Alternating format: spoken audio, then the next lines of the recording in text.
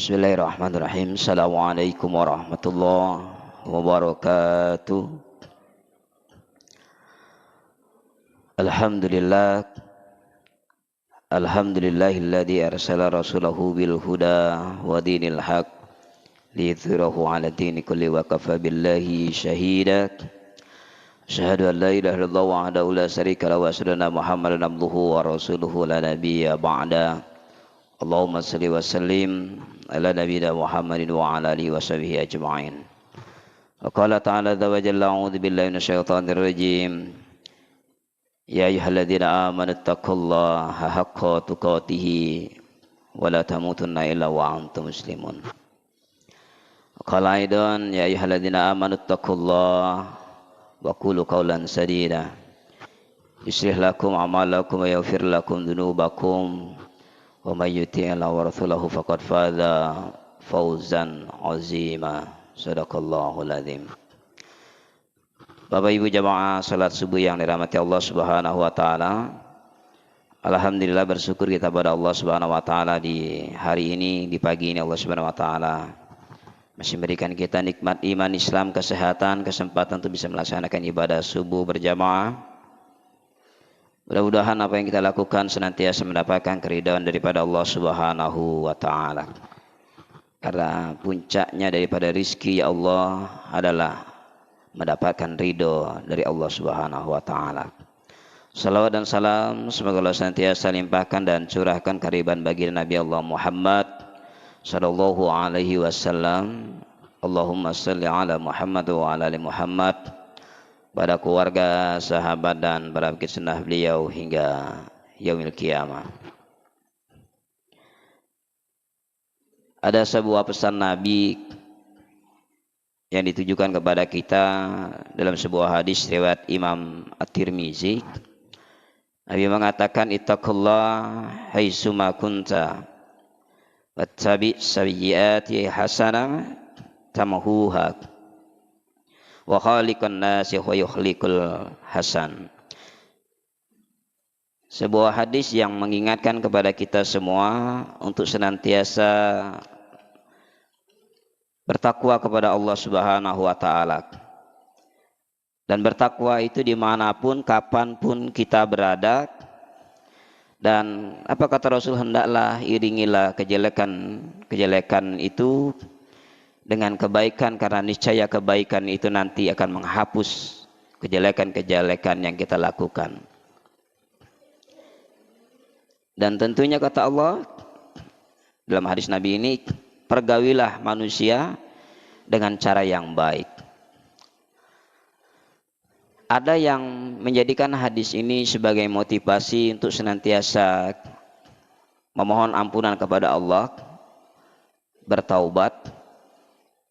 Ada yang menyalahgunakan hadis ini, menganggap berbuat buruk silakan saja,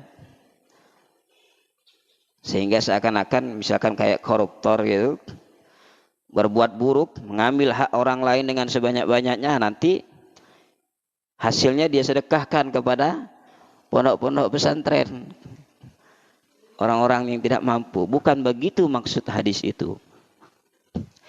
Artinya apa?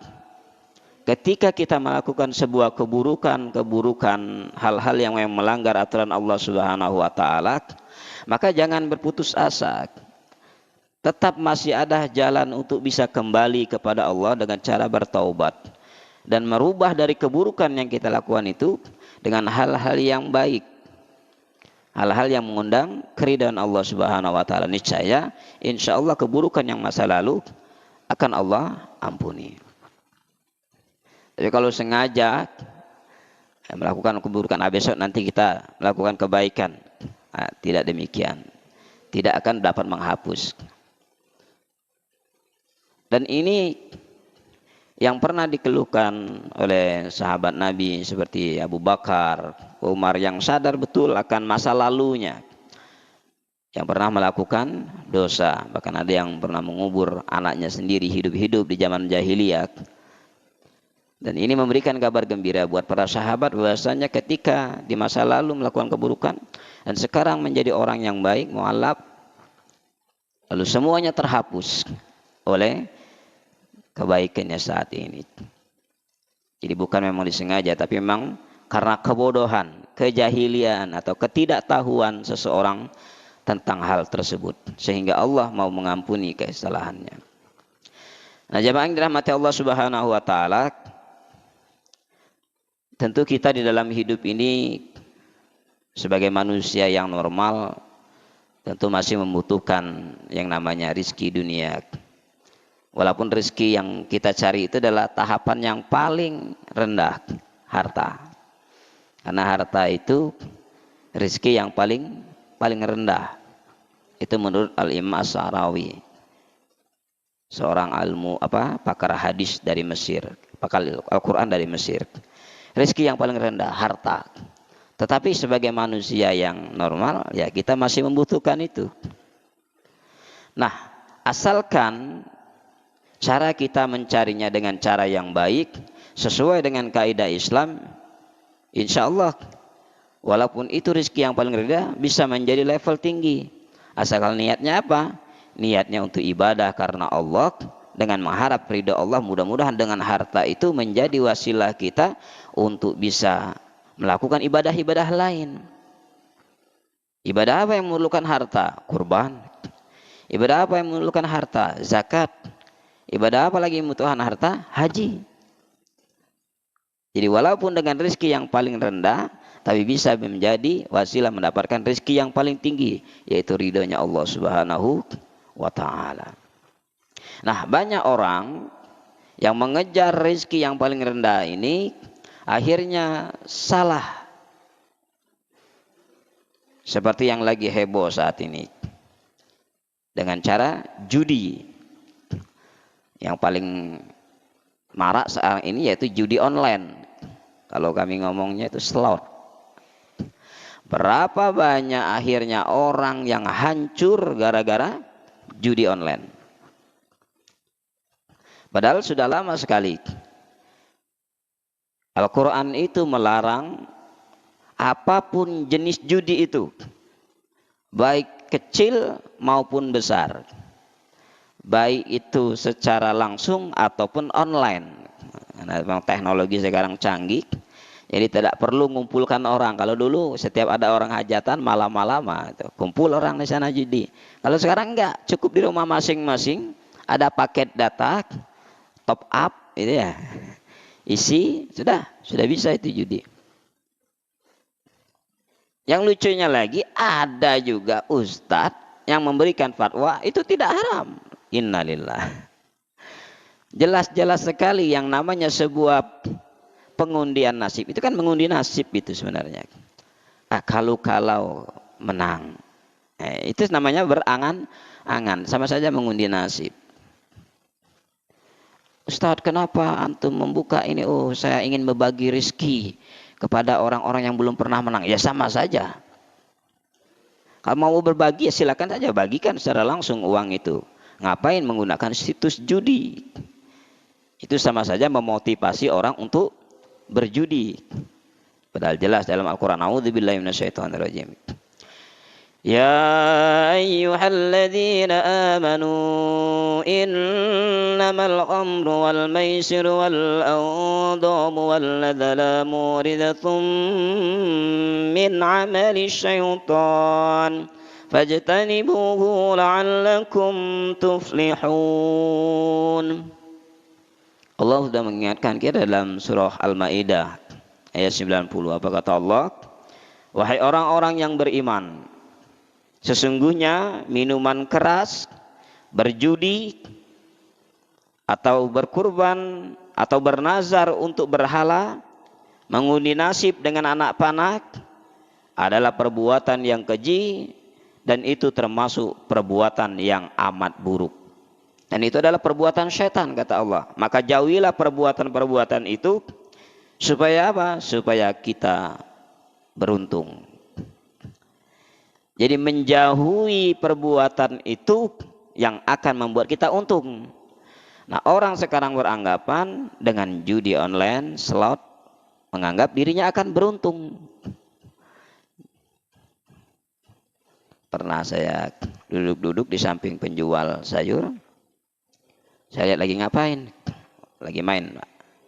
Apa untungnya? Wah, ini bisa dapat besar, Pak. Nah, itu sudah saya lihat sudah 700.000. Kenapa nggak ditarik? Wah, ini kecil, Pak. Nanti bisa lebih besar lagi.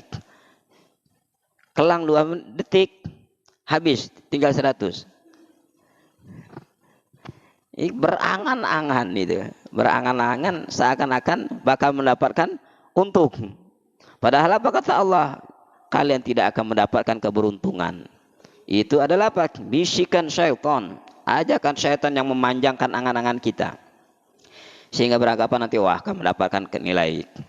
Dari modal 10.000 bisa dapat 100 juta gitu ya.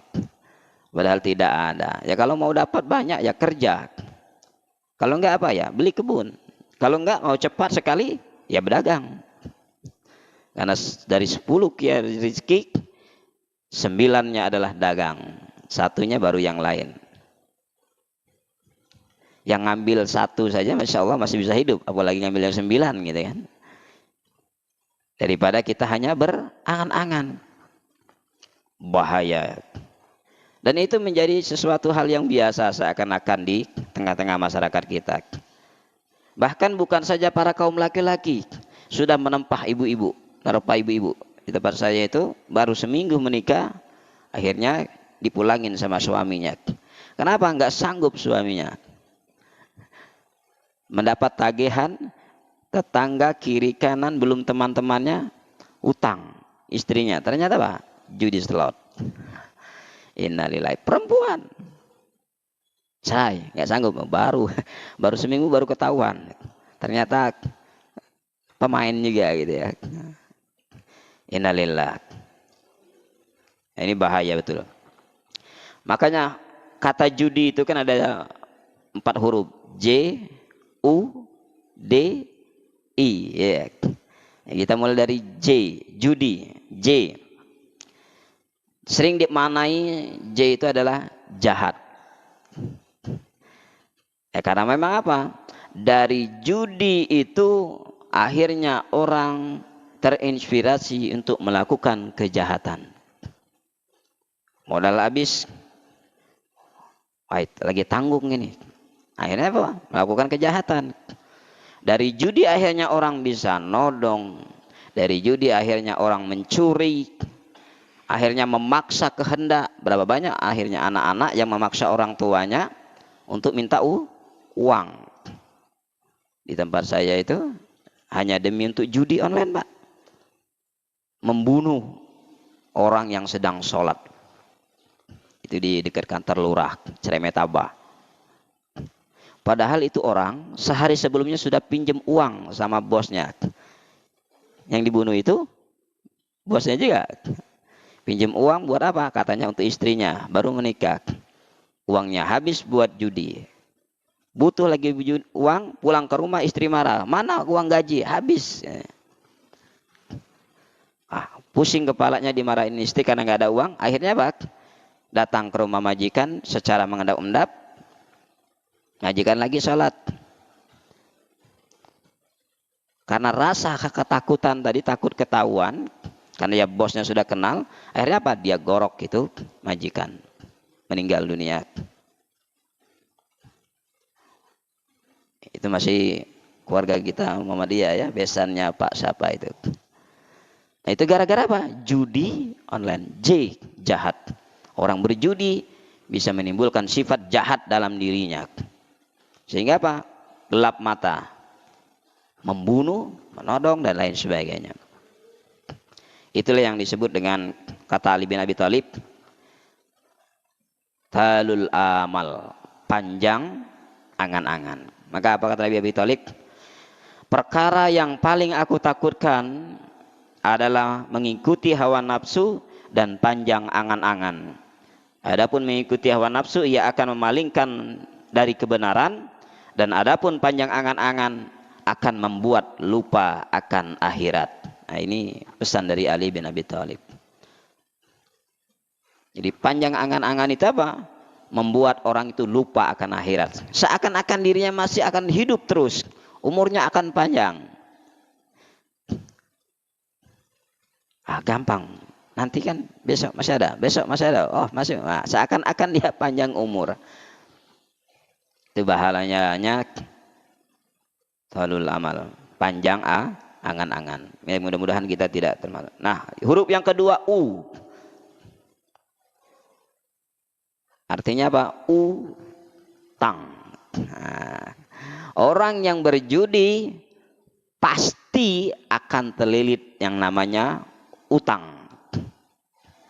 Jadi sudah berpikiran jahat, utang. Dan utang biasanya pasti tidak akan cukup satu kali. Kalau bahasa kita Linggau, gali lubang, tutup lubang. Mending kalau gali lubang, tutup lubang, artinya masih ada yang tertutup. Ini gali lubang, gali lubang, gali lubang, dan tidak pernah tertutup. Utang. Dan muluk dia, pandai sekali itu. Orang-orang yang biasa judi itu, merayunya.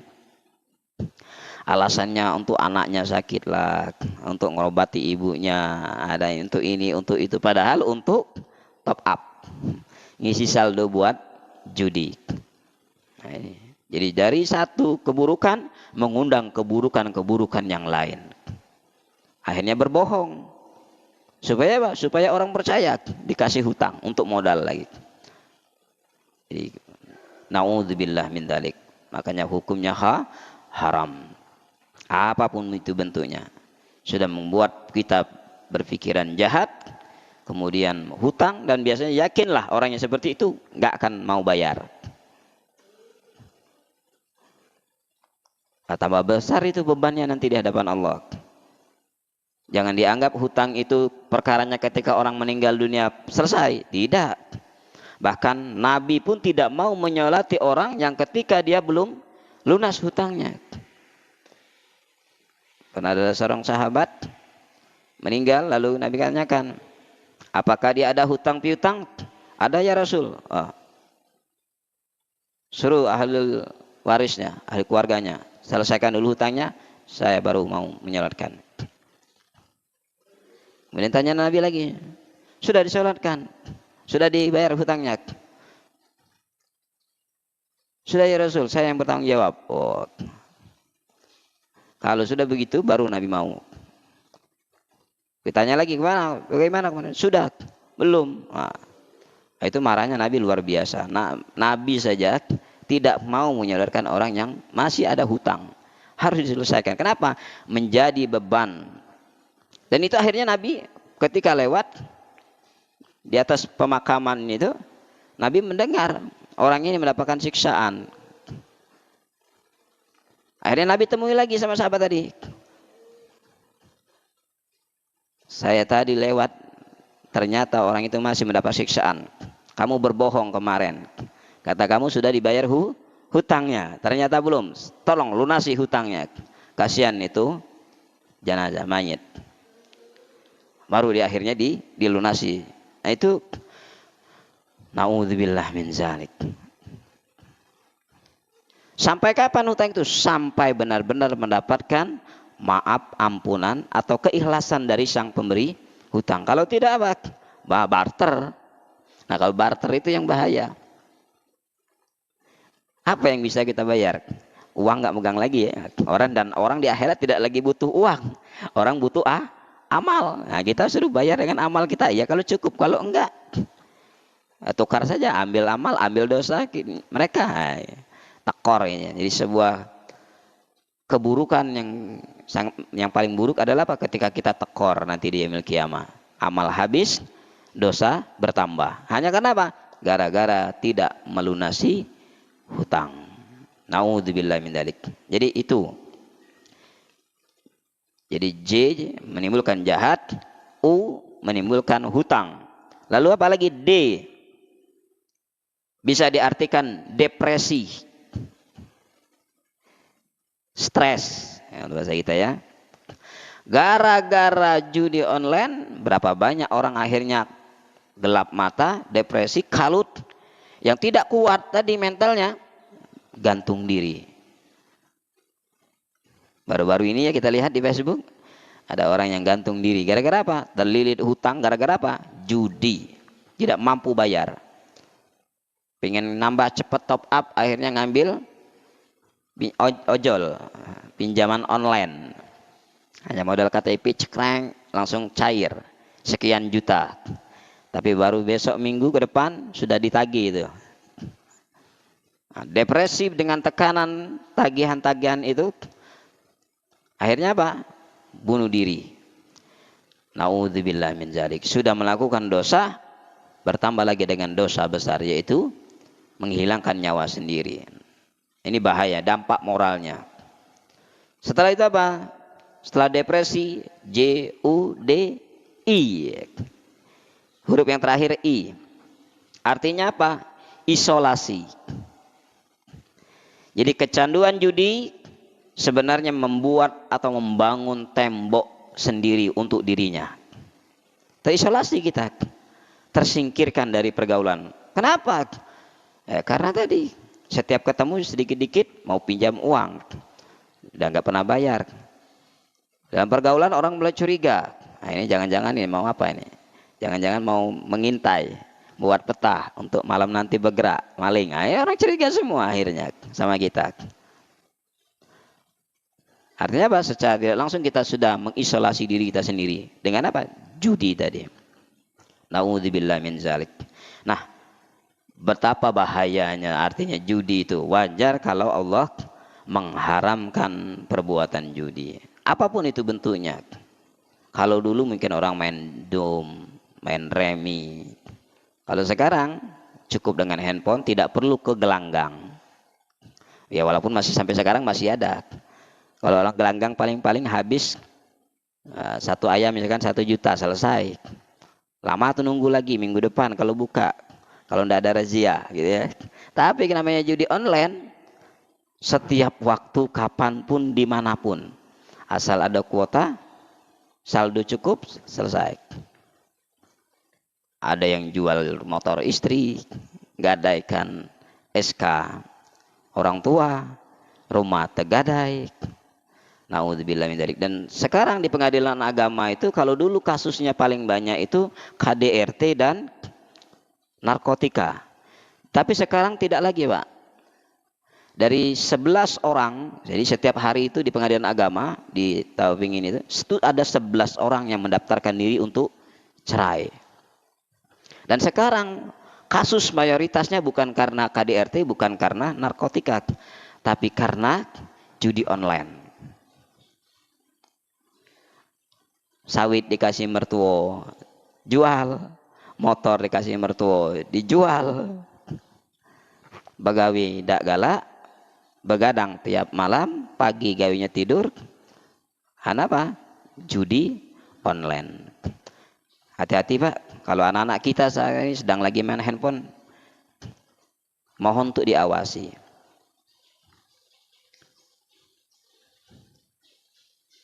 Jangan dianggap wanita juga tidak suka, hati-hati juga. Dan memang wah, tawarannya luar biasa memang.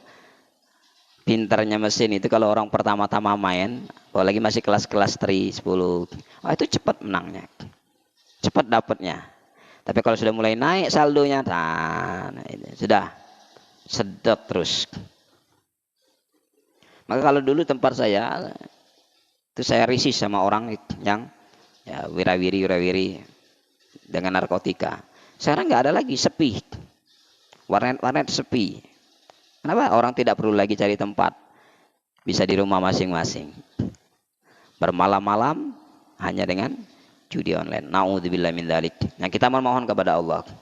Maka pentingnya kita untuk senantiasa mengawasi diri keluarga kita. Silakan saja mereka bermain handphone, tapi tetap harus diawasi. Apalagi sekarang ada aplikasi yang bisa mengawasi. Kalau ada situs-situs yang tidak boleh kita buka, lalu dibuka sama anak kita bisa matikan handphone itu dari jauh. Dan dia langsung koneksi. Itu hanya menggunakan email saja. Handphonenya kita daftarkan melalui email, lalu kita bisa ngontrol dari handphone kita sendiri. Jadi ketika anak itu buka sesuatu yang kita larang, misalnya tinggal kita pilih apa aja yang nggak boleh dibuka sama anak. Itu. Tinggal pilih menunya, sudah selesai. Jadi ketika mereka mau melihat ini, tek, aplikasi terblokir. Itu bisa semua kita lakukan. Dengan apa? Supaya bisa mengawasi. Kita tidak tahu Pak, di rumah oke, bisa kita awasi. Di luar kita, waktu itu lebih banyak di luar daripada di rumah. Nah, intinya yang paling penting adalah menjaga itu memang dari iman. Kalau iman kuat kepada Allah, insya Allah. Makanya kita disuruh Allah Subhanahu Wa Taala itu, ya ayyuhalladzina amanu taqullaha haqqa tuqatih. Jadi bertakwa dengan sebenar-benarnya takwa. Kalau orang memang bertakwa benar-benar kepada Allah, yakin bahwasannya Allah senantiasa mengawasi kita. Allah senantiasa melihat kita dimanapun, kapanpun itu, insya Allah kita tidak akan terjebak dengan namanya judi online. Yakin rezeki itu dari Allah. Kalau kita percaya dengan angan-angan, berarti kita sudah syirik. Tidak lagi percaya dengan Allah. Orang-orang berangan-angan itu kan menghayal. Nah, maka siapa yang menyambut angan-angan itu? Syaitan. Nanti syaitan akan menjanjikan kebaikan-kebaikan, padahal sejatinya adalah keburukan. Dajjal. Jadi Dajjal sekarang sudah menebar ke seluruh bumi. Jadi bukan berarti Dajjal itu nanti kayak wujud orang pindah-pindah, enggak. Fitnahnya itu sudah menyebar saat ini. Wanita sudah tidak malu lagi joget di depan orang ramai. Anak ayah saling satu majelis berjudi. Naudzubillah min dzalik. Sudah dilarang remik, masih mau remik. Dan ini remik itu bukan bapak-bapak sekarang. Ibu-ibu. Pernah habis orang pesta, naudzubillah. Ibu-ibu sudah mulai naik ke atas panggung, taruh remik. Kalau dulu bapak-bapak SKT, Syarikat Kanji itu Kalau sekarang Syarikat Ibu gatal. Naudzubillah min dzalik. Maka jaga keluarga kita, anak-anak kita, istri-istri kita. Ku anfusakum wa ahlikum nar, dari neraka. Kalau kita mikir dulu, apa mungkin? Oh, sekarang tidak ada yang tidak mungkin. Semua bisa menjadi mungkin. Dunia sudah terbalik. Fitnah Dajjal sudah menebar kemana-mana. Maka jangan lupa senantiasa baca doa yang pernah diwariskan Nabi untuk kita. Allahumma inni a'udzubika min adzabi jahannam, wa min adzabil qabri, wa min fitnatil mahya wal mamati, wa min syarri fitnatil masyihid dajjal. Ya, perlu kita tambah lagi dengan sebuah hadis Nabi juga. Na'udzubika kalimatillahi tammatan min syarri ma khalaq. Kita berlindung kepada Allah dari gangguan seluruh makhluk. Apa aja itu? Apakah itu wujudnya setan? Apakah itu manusia? Yang apa? Yuwaswisu fi sudurin nasi minal jin natiwan nas. Yang senantiasa membisikkan dalam dada kita, dalam hati kita untuk apa? Selalu melakukan maksiat kepada Allah Subhanahu wa taala. Dan penutup adalah doakan juga anak-anak kita supaya senantiasa dilindungi Allah. Rabbi ja'alni muqimas salati wa min dzurriyyati rabbana wa taqabbal doa. Rabbana hablana min azwajina wa dzurriyyatina qurrata a'yun waj'alna lil muttaqina imama. Karena hadirnya kita dalam majelis ini, maunya kita mendengarkan tausiah, hadirnya kita untuk sholat berjamaah adalah doa-doa orang-orang tua kita, nenek-nenek kita, puyang-puyang kita. Nah, sekarang kita balas jasa mereka. Kita doakan juga cucung-cucung kita, keturunan kita, zuriyah kita. Dengan senantiasa mengamalkan Rabbana hablana min azwajina wa dzurriyyatina qurrata a'yun waj'alna lil muttaqina imama. Dan untuk diri kita sendiri apa? Rabbana faghfir lana dzunubana wa kaffir anna sayyi'atina wa tawaffana ma'al abrar. Supaya Allah senantiasa mengampuni kehilapan kita, kesalahan kita di masa lalu, dan diberikan pencerahan nanti di masa yang akan datang untuk senantiasa apa? Istiqomah di jalan Allah Subhanahu wa taala. Itu saja yang bisa saya sampaikan, mudah-mudahan ada manfaatnya untuk kita semua, dan mudah-mudahan Allah Subhanahu wa taala senantiasa melindungi kita, membimbing kita ke jalan yang baik dengan hidayah dan inayahnya Allah Subhanahu wa taala. Subhanakallahumma wa bihamdika asyhadu an la ilaha illa anta astaghfiruka wa atubu ilaik. Ila liqa fi amanillah. Nasrun minallah wa fathun qarib. Assalamualaikum warahmatullahi wabarakatuh.